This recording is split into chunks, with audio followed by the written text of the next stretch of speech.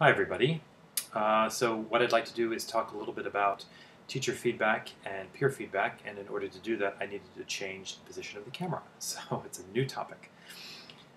This week we're going to be talking specifically about teacher feedback, and there are two articles one chapter in Ferris and Hedgecock and then another article by Conrad and Goldstein that I'd like everybody to take a look at. Ferris and Hedgecock basically lay out the terrain of feedback, what it is, how long we've been doing it, why it's important, sort of the basics. Conrad and Goldstein, on the other hand, actually do a very detailed case study looking at teacher commentary and student revision based on that commentary, looking at what kind of commentary was successful, what was unsuccessful, what led to revision, what didn't. I think you'll find it very interesting. In fact, what is really interesting, at least was for me, was looking at how they actually coded the data. So they talk a little bit about their coding scheme in terms of were comments phrased as questions, declaratives, imperatives, were the comments indirect, direct, so on and so forth. And you get a sense of what kind of language teachers were using, or in this case the teacher used, to bring about successful commentary or successful revision. And you also get a sense of how the students responded to all of this and what they thought about all of this. So for us, it gives us sort of an arsenal of thinking about, okay, when we approach feedback, how do we do it? What language should we do it? Both from a more global sense, from what Ferris and Hedgecock give us, to something that's very, very, very descriptive from Conrad and Goldstein. And before you even start thinking about all of that, Ferris and Hedgecock have some really interesting questions that they ask us at the beginning of Chapter 5, and I'll read you a couple.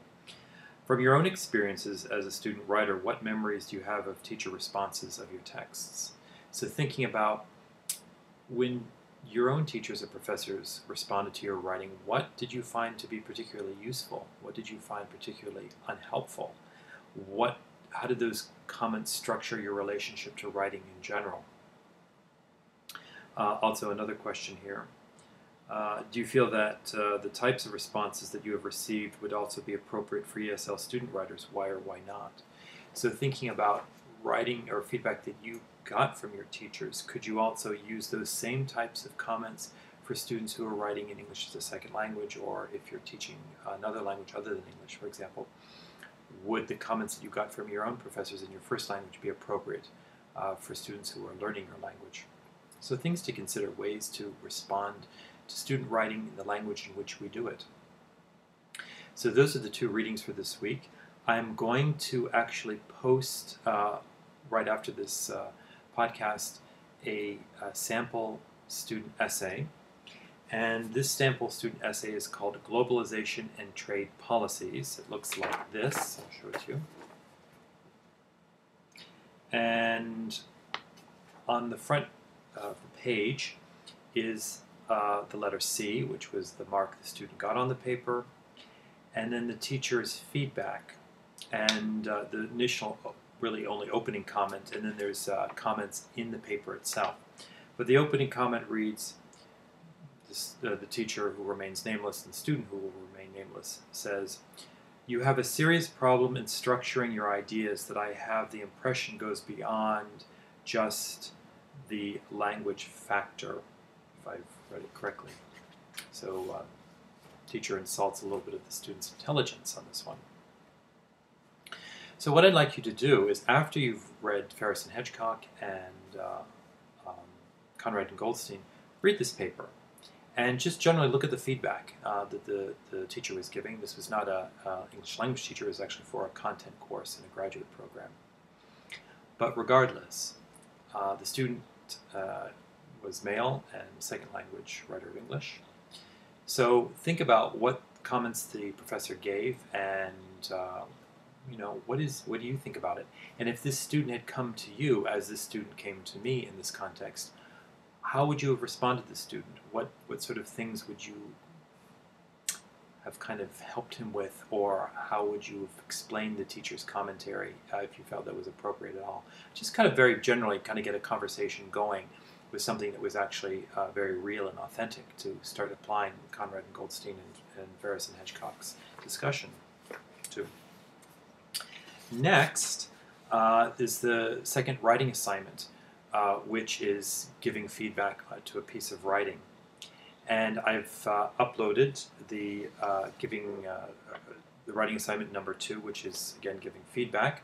I've given an explanation of the context behind it and what I'd like everybody to do in the task.